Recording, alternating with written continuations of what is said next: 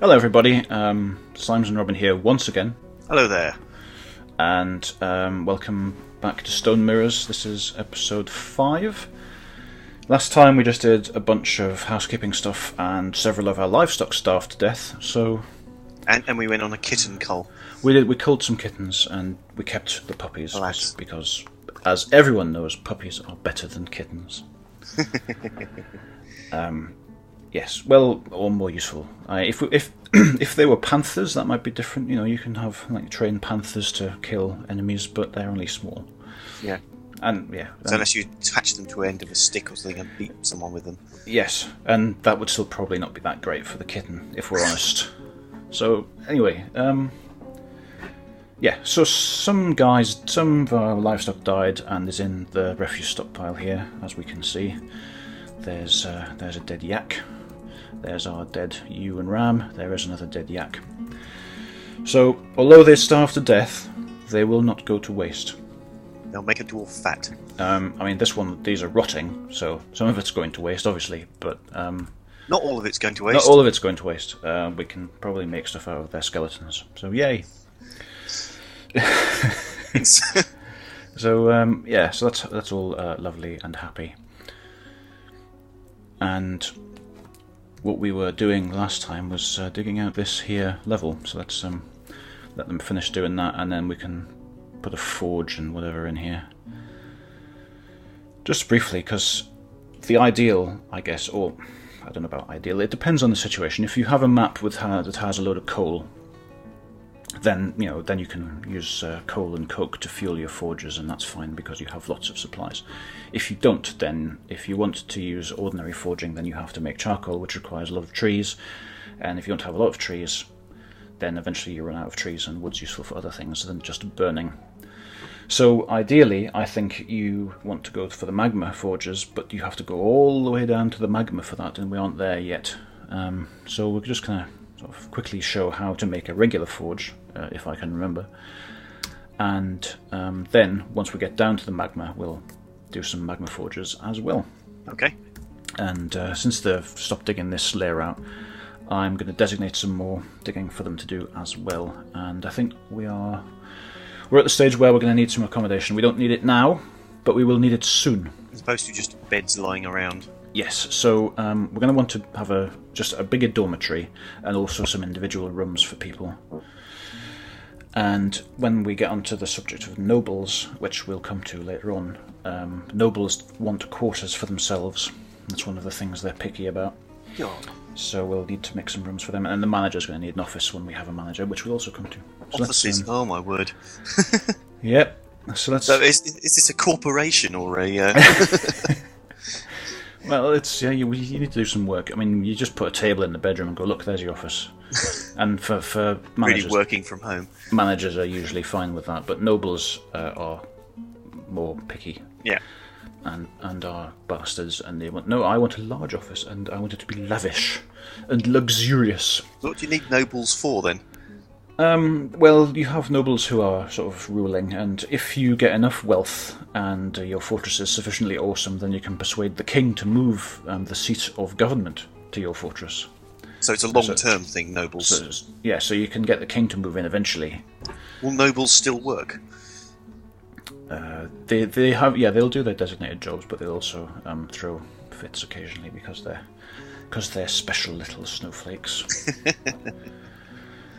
Anyway, this is going to be a basic, our initial accommodation and stuff level. So we may have a couple of noble rooms on here, but we're probably just going to have some ordinary bedrooms and a dormitory and a hospital area, and also an area for a jail and another dining room. Yeah, so sooner or later dwarves start misbehaving.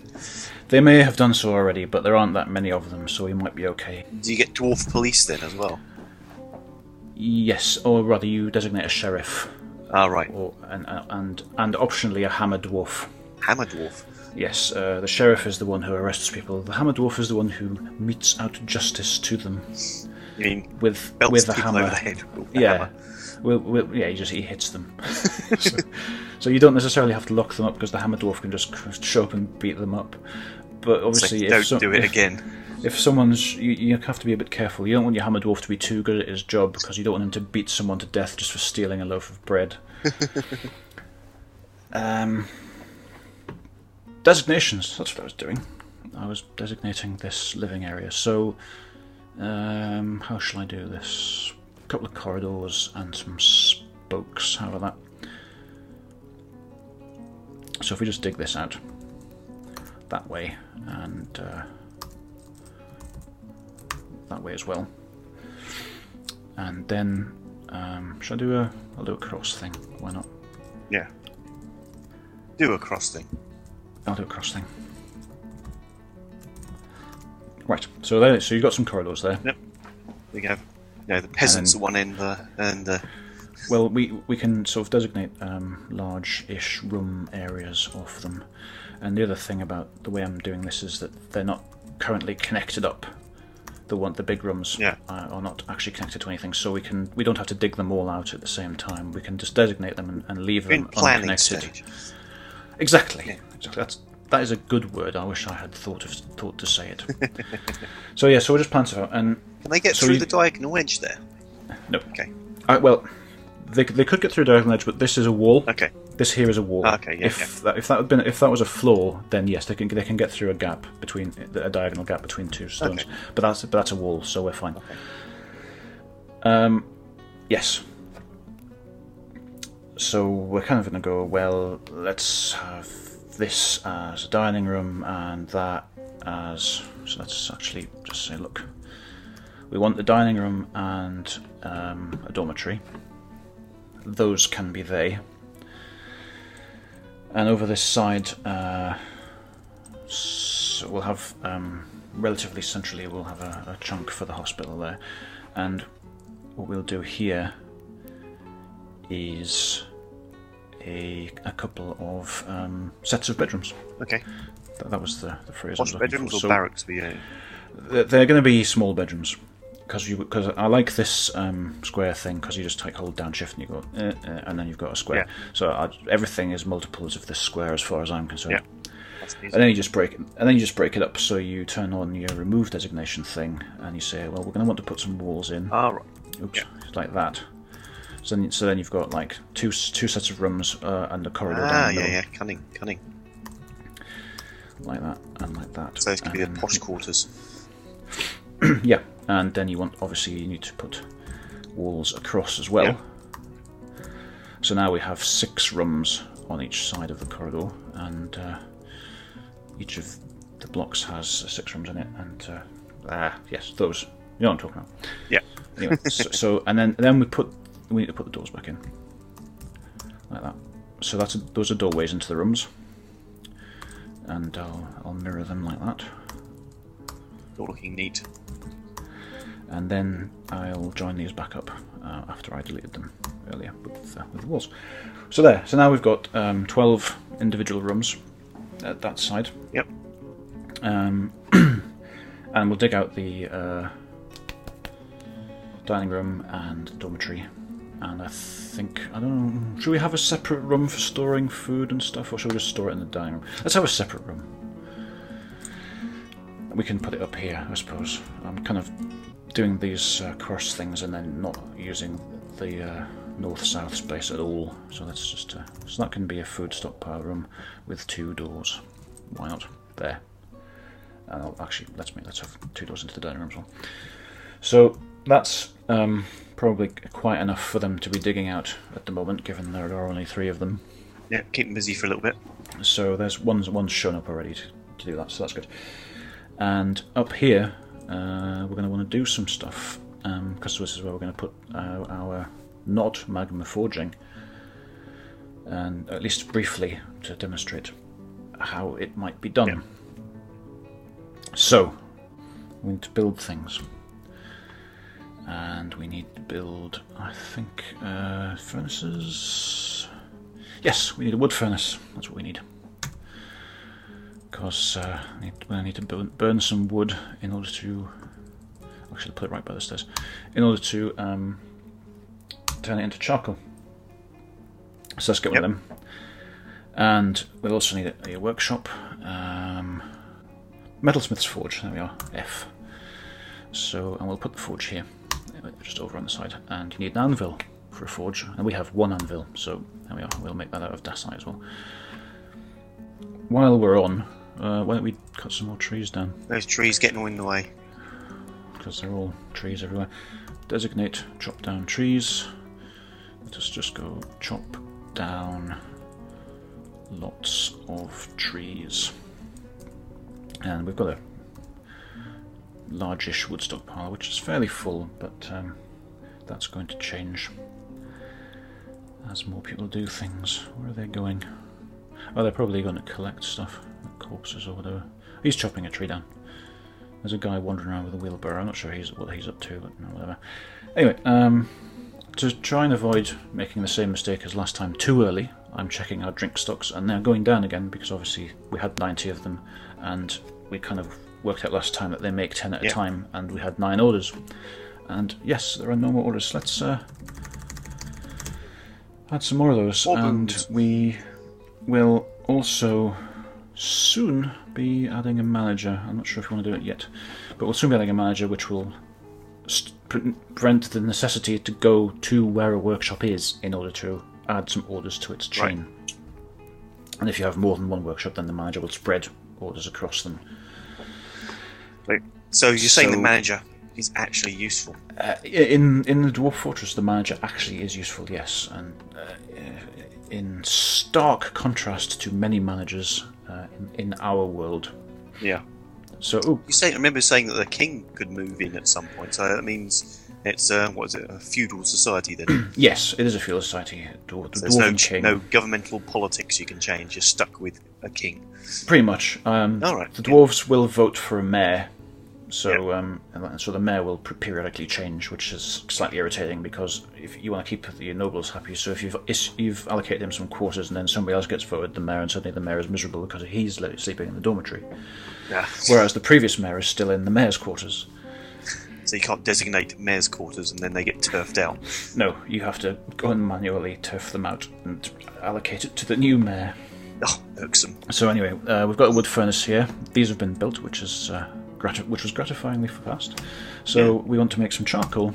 So let's make some goddamn charcoal. And I think I'm missing something. Smelter. Yes, that's what I'm missing. We really need a smelter if we're going to make stuff out of ore. Right, yep. And I forgot that we needed one, so let's just make a dacite smelter. Yeah.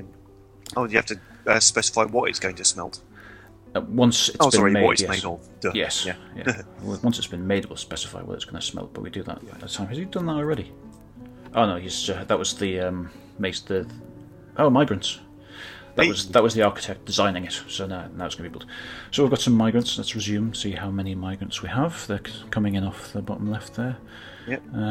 Brought a lamb with them, I think. And there's 4 or 5. Not an enormous migrant wave. Let's jump to the Dwarf Therapist and read them and switch to we had what, 3 last time, wasn't it? We had two and a child, I think, in the previous minute. Yeah, in wave 1 it says 4. And there are actually... go away, tooltip. And there are 3 adults. So we had 3 adults in the last one. We have 5 in this one, which is marginally better. Yeah. But still kind of rubbish. Because, there's 2 migrant waves and our fortress is up to a mighty 16 dwarfs. Yep. But let's see what we've got.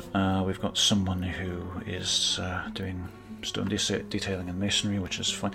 We've got people who have some medical skills. That's handy. We're going to go to the hospital, which is useful. We've got a diagnostician and a surgeon.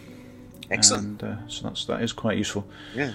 This one's also a miller. I think we'll turn milling off for the diagnostician, and also the fishing labours. We want them to be diagnosing rather than fishing. Yeah. And the surgeon, we can potentially give them other things to do. We don't have many dwarfs, so that's something we do. We'll have to have generalists until we get a few more people in. Yeah. But this is weaving, and I don't think we need our surgeon to also be a weaver. So yeah. So those are going to be the medical staff. I'm not sure what we're going to do with these other lot. We don't need people fishing. And oh, he's a weaponsmith. Well, he's a weaponsmith, but he isn't actually any good at weaponsmithing. He has no experience. He just has it enabled, so he just fancies trying his hand at weaponsmithing, which is fine. I mean, we are building a forge. We encourage learning here. So what we could do is turn off the weaponsmithing labour on our wood burner and just let this guy do it. Because once we've built a magma forge, he can still be the weaponsmith, only further downstairs. So. Let's leave that on. We've got a butcher. We already have a butcher. We don't need another one. Turn butchery off for those guys. He's also a plant processor. Turn that off. We don't need people. We need a cheesemaker. We've got a cook already. Strand extraction. No. Someone's also a cheesemaker in the first wave. Blessed are the cheesemakers. Sorry, it's a clothes maker. We actually do want that. Our dwarves are stumbling around naked. So we don't have many guys, dwarves, and which concerns me slightly. But we do kind of need some with some military training. Otherwise, but there's so few. Okay, so you just have to hope for the next wave. So we've got who have we got? We've got a weaponsmith doing that, and we've got 2 doctors, which I am fine with. Yeah. So what we'll do is, I guess these 2 guys here can be the first of the military. It's not a huge military, but I think we need some. A couple of people that know how to wave a pointy stick. Just a couple of people, and I think we'll maybe. Let's see if they have any military skills. No, that makes it easy. Yeah, we'll make them do whatever, because they don't know how to do anything. Okay. They don't know one end of a pointy stick from another. So, yeah, so we'll do that. Let's flick back to Dwarf Fortress and resume again. Oops. Jump back to the fortress. So they're going to sort of show up anyway, and there they are, arriving. I think one of them brought a lamb as well, which is nice. Right, we're going to do military, but we also need to do things down here. So let's see what's happening here. The smelter is done, which is good, because now we can smelt things. And the wood furnace is busy making charcoal, so we can add some smelting tasks to the smelter. Woohoo! For the first time ever.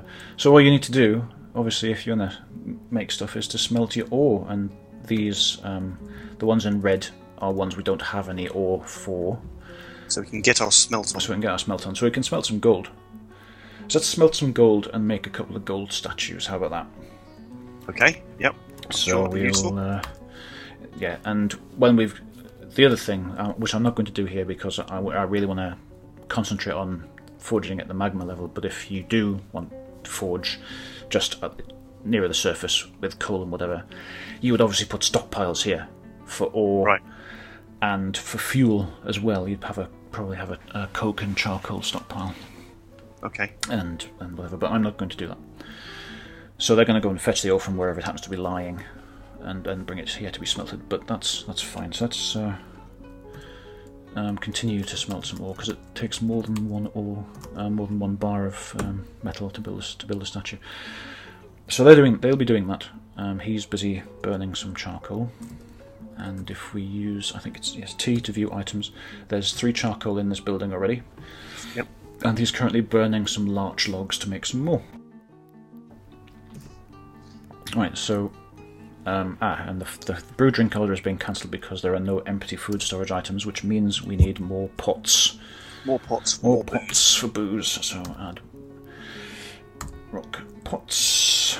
Make that. No. Lots of pots. Can you tell something to repeatedly make something? You can, yeah. I'm not doing it because I don't want us to be completely overflowing with rock pots. Covered in pots. But actually what I do want to do in this workshop is to make some rock crafts. And again... Rock crafts then, just... Yeah. It sounds a bit generic. Well, yes, it is generic, and they'll be making whatever they'll make. Might make a ring, or a little crown thing pretty or whatever. things Just we can flog. pretty things that can be sold. Right. And that's what will happen here, because we've got... So we'll make some crafts and they'll get put into the stockpile at the top right here, Yep. which is our craft stockpile, and then we can crust some gems onto them if we want to. Fair enough. And then we can hopefully sell them when the caravan arrives. And he's going to make cinnabar crafts there, by the look of it. Oh, he took the trouble to lug it over there. You'd hope he'd do something with it. He's making something with cinnabar. So we just need to wait for him to finish. He's buggered off. So Right. Oh, there we go. Now. He's made it. Whatever it was a cinnabar figurine of a dwarf. So that's nice. And there's a cinnabar scepter as well. Yeah. So Very nice. That's handy. Put it on the mantelpiece. Or flog it to a passing merchant. So yeah, so that's good. That's happening, which is good. So now we've got some stuff to encrust. We can go to the jeweler's workshop and encrust things. We haven't got any cut gems, so we need to cut some gems first. Okay. So what this little menu shows you is anything where the C is lit up means you've got gems available to cut, and anything where the E is lit up means you have cut gems available for incrustation. And as you can see, the C's are all lit up and we've got no E's at all. And there's actually quite a long list because it's a whole bunch of minerals. But yeah, so we've got lots of C's, we've got lots of rough gems we can cut, but we've got no cut gems at all. So what we should do is totally cut some gems. And this is one where if you have a lot of gems, which we hopefully will do, then you do kind of go, okay, we've got loads of stuff. So you move the cursor to highlight the type of gem that you want to work on. Yep. And then you press C to add the task. And it says cut, whatever. And this is one where you do go and repeat that. Repeat. Yep. And then you go add, and you move it down to rose quartz, and you say cut that, and repeat that task as well. So basically, does that mean he'll cut all the milk quartzes, and then when he's run out of those, he'll cut rose quartzes? Or I think, or when you have one task is complete, it goes off the list. Yeah, I think it moves like through them one at a time, so it drops. But obviously it jumps back to the top of the list and repeats them again. But I think it does so it will keep going through the whole list. I think it does one instance of a repeating task and then moves on to the next task in the list, and then comes back to the repeating task later. I may be wrong, but let's just cut some gems. Clara opal, yeah, why not? Cut that, and I don't know if you know, but below this is all just rock. Yeah. Gabbro, rhyolite, andesite, dacite, etc. This is all rock, which apparently you can cut, but it's not worth as much to cut it as if it were a gem. Right. And frankly, I think it would be a waste of time. So sticking to the pretty expensive stuff. It's just the pretty gems that we have, and there's not a huge amount of gems available, but we may find more. So we'll carry on, and that guy there is making some more crafts, and. Oh yes, brilliant! They're digging all this out as well. Oh, yeah. Our room's looking good. They're full of boulders though. Yeah, don't worry too much about that. As stuff is required for building and whatever, they'll take stuff away. Yeah, so we don't need to make a boulder store, probably because they're very heavy. They are very, very heavy. We do actually have a small boulder store here anyway, but it's full, as you can see, because there's a wheelbarrow there and it's full of rocks. Yeah. But what we probably do want to do is at the mason's workshop make some doors like that, and some tables. Why not? Yep. Let's make 8 tables, and then we can put them in the dining room. And I also want to check. There's loads of blocks there. This workshop is full of blocks. Right, we will also want to make at some point some coffins, because lovely. Because if dwarves die and they don't get a decent burial, then they'll haunt the fortress. Ooh, that doesn't sound good. It's not good. It tends to scare other dwarves. Can you and they don't like it. Can you get other rid of ghosts once they're around? Yes, if you carve them a nice memorial stone, there and place it somewhere, then they will go, oh, okay then. You carve a memorial slab. That's all right, Gov. You remember. Place it somewhere in the fortress, then they go, okay, my spirit is quieted. Yeah. And so that's all happening. I wonder if we've got any. I think we've got a lot of we've got a lot of tasks queued up at the smelter, but nobody actually smelting anything. Do we have anybody with the smelting labour? Because that might explain why nothing's being smelted. That might be it. Let's just check that. I thought we did. I thought we had one person who did it all, but we've got a furnace operator, which I think is the correct one. Glazing, potting, strand extraction. Yeah, strand extraction is for like getting strands from plants, and I think that's for weaving. Yep. Yes, furnace operating is for operating the smelter. So we have a furnace operator. They're just not operating the furnace. Lazy bugger. We could find out what they are doing. Yeah, track him down and give him a slap. Find out what their name is. Who's our furnace operator? It is Eden, who is currently making some charcoal, which is fair because she is also the charcoal burner. So so once she's made the charcoal, then she can smelt the bars, which she's now doing. So that's good. Great. So we go over here. Not so idle after all. Actually in progress. Not there. Oh look, it's a bunch of gold bars. Fabulous. Excellent. So what we can do here at the metalsmith's forge is to make furniture, I think it is, out of down to gold, and then we go down here to scroll down here to statue. Make a nice gold statue. Let's make 2 of them. You said something before about statues making people happy or something.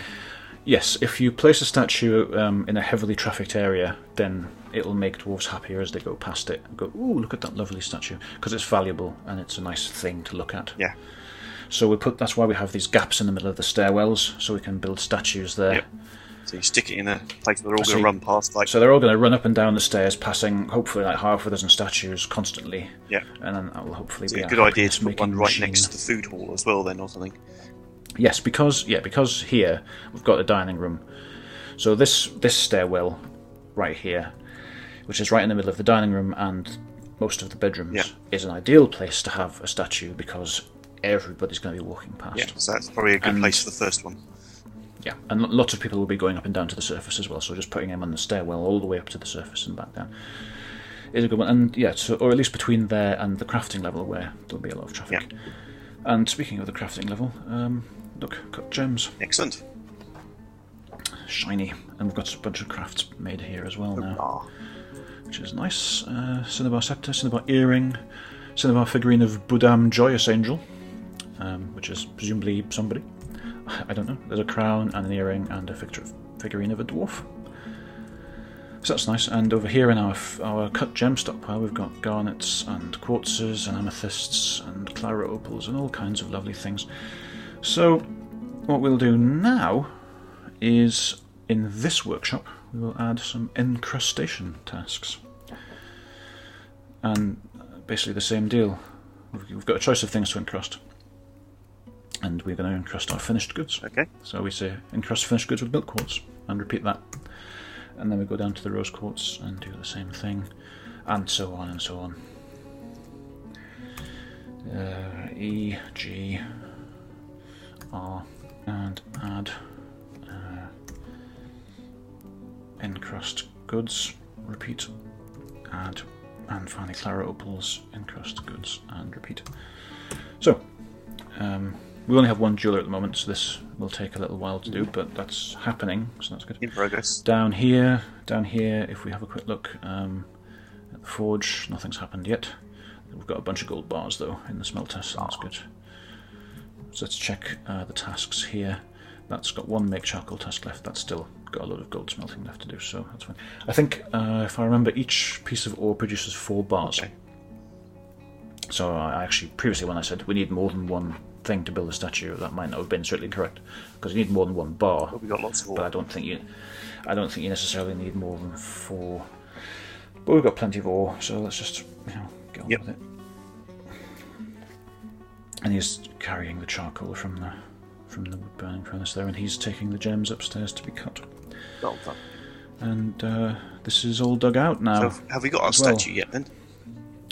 The statue, no, nobody's actually made it yet, and in order for that we'd need somebody with metal smithing or metal crafting, and I think we have someone, because we have someone who's doing everything, but they're also doing all the smelting. So to make, is it the same one lass that's sort of got yeah, the we've charcoal? got like one person. We've got one person operating this entire room, running up and down to collect wood and ore from wherever, and then burning the wood, and then smelting the stuff, and then doing this. And then making the statue. So yeah, making the statue. So she's quite busy. Put a bed in there. But that'll happen. What we want to do is sort this stuff out as well.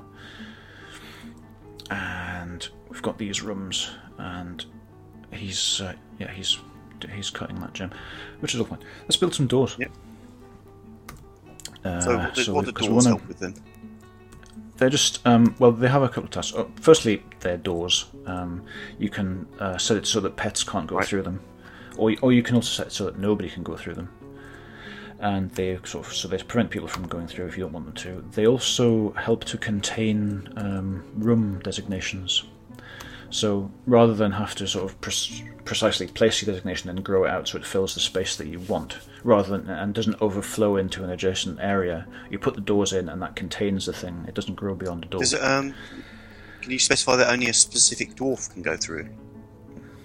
No. No, you can't. But you can, when you have individual beds, you can actually allocate them to individual dwarfs. So you can. So if we're gonna, which we are going to do at some point over here in these bedrooms, we're going to allocate a bedroom to a specific dwarf. So we'll put all the items in the room, and then we'll just say, okay, this table and this chair and this bed all belong to this dwarf, and then nobody else will try and sleep there. But I don't think we have enough doors yet, or indeed enough beds. But we can put some beds in. Let's put one bed in here in the top corner. We have one oak bed, we're going to need some more beds. And I think we may have another door, but I'm not sure.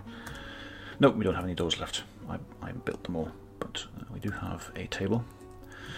So we can put a table in here, and I think we've got a chair or throne, which we can put next to it. So that's going to be someone's room. It's just a little room, but it's all some people really need. And you can see the dwarves taking stuff and they're placing it in there already.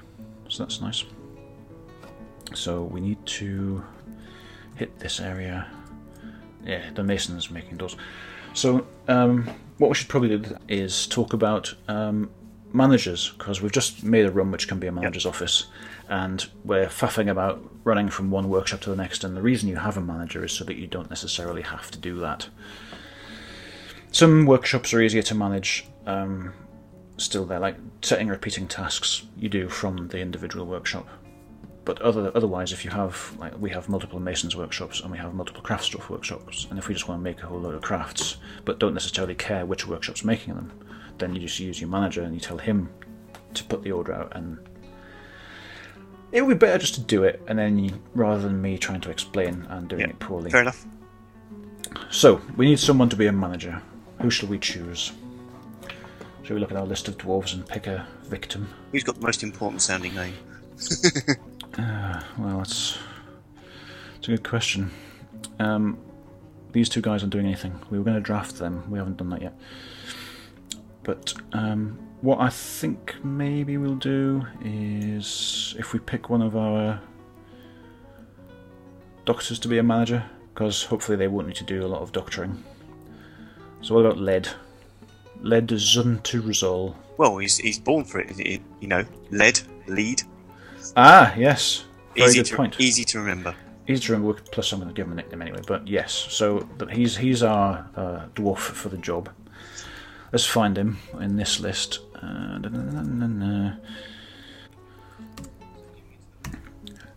So this guy here, he's a manager. Because he's a doctor, really, but he hasn't got a job because none of his labours are active. Yeah. So yeah. By job it means are you doing anything? What are they currently doing? And because the only labours that he has active is stuff like hauling, which all dwarves do. Yeah. And his doctoring, which nobody needs. No. He's just like, I've got nothing to do. I'll just lounge around and do nothing. So now he can walk around and boss people about. Yes, so let's also very, very quickly find Moses. Moses Zonam. So Moses is actually the surgeon. So I am going to find Moses wherever she is there, and give her the nickname of surgeon, so that I don't then draft her into the military just for some reason. So yeah, and I'll probably give nicknames to everybody, but that's very, very boring to watch, so I'll do that some other time. Okay, so now we have a manager, or we have someone who's going to be a manager. So this is where we hit the nobles and administrators screen, and as we can see, they're all currently empty. Actually, we need a broker as well, I've just realised. But broker's easy to do because the way we set up our party initially, a broker is someone who has the item evaluation skill, and our expedition leader has that. So broker, very, very easy to fill as a vacancy. There he is. Is it, yeah, I think. Was it? No, it's Rigoth. Rigoth, the expedition leader. Appraiser. That's the skill you need to be a broker. So give that to Rigoth. Yep. And so now our manager is going to be manager, like that. And there's a red thing lit up, and that's the thing we have to deal with, because as soon as they become like an administrator or a noble, then some of them have requirements. So if we view them and go, oh, they want an office. They need a meagre office. We don't have huge demands, just manager, but they want an office to do their managing in. Which is why we set up that room down here, because we're going to allocate the first individual bedroom. Ooh, that's the wrong button. The first individual bedroom we will allocate to our manager. It doesn't have a door yet, which is because we don't have any doors. That would be a decent explanation of why. Yep. Events. The first caravans arrived. Hey.